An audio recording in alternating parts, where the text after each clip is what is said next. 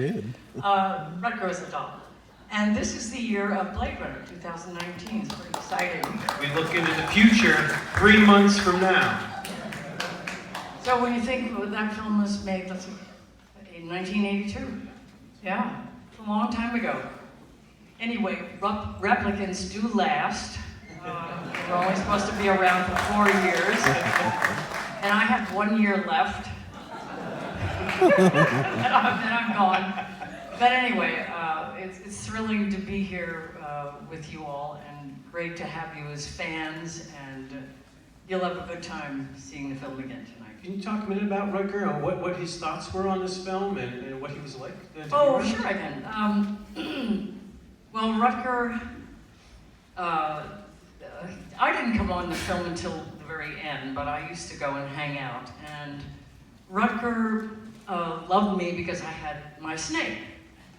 And it was my snake, Darling, and he'd come over all the time. You know, on the weekends we partied hard and talked about the film and laughed and tried to analyze everything about it, and was Harrison Ford really a replicant? You know, there were always those discussions going on.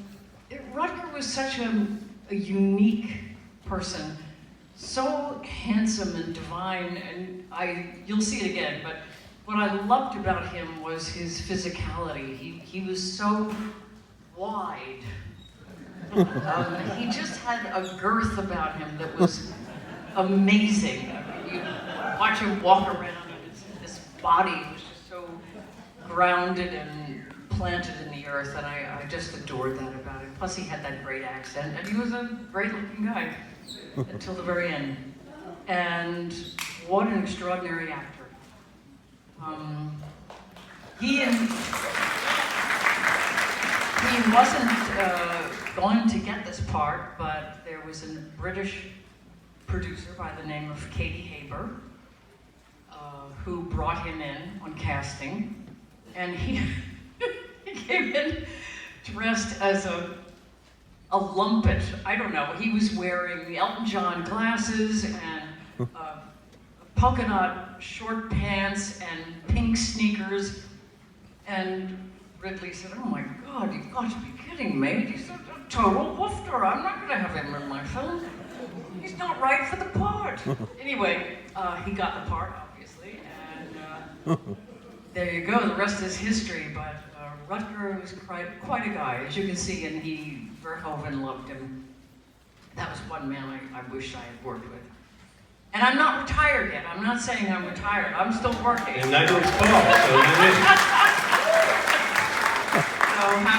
Happily.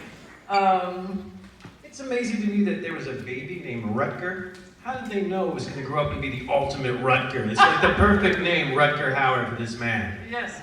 So we're also showing Final Cut, which is, you were the last person, not to give away anything to the person who raised their hand, but there's something that happens in this film, and you were the last person to actually film in this film, right? You were brought back for some of this?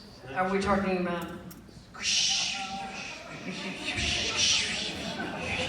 A little more detail.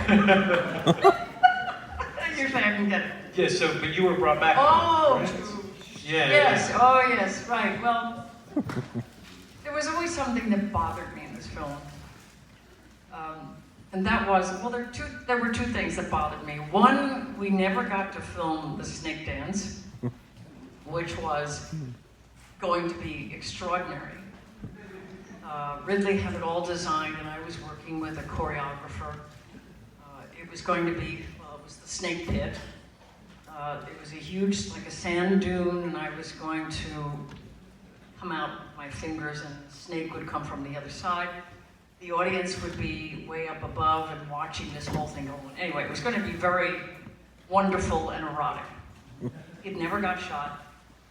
So, I think 7 years ago, I decided to hire a crew, and we shot a snake dance.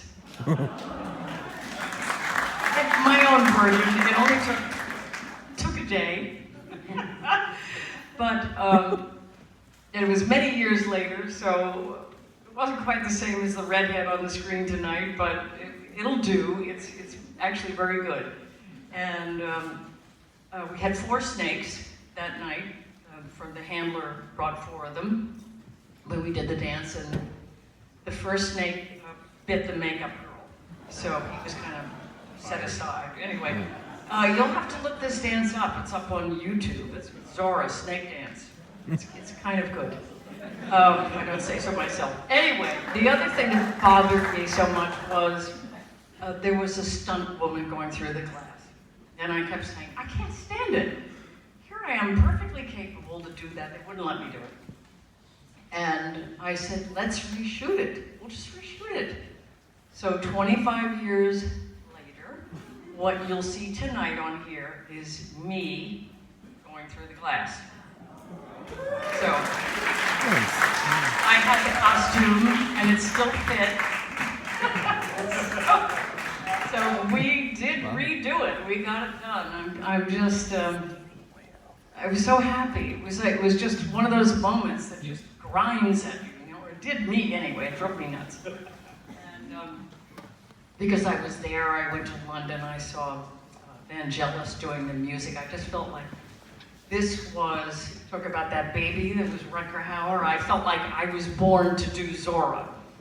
So, oh, and by the way, in the second Blade Runner, I asked them if I could come back, and I said, you know, I'll come back as the human that they based the replicants on. They didn't do it. I think they missed a moment because I just would have been walking through the scene as the older human. Anyway.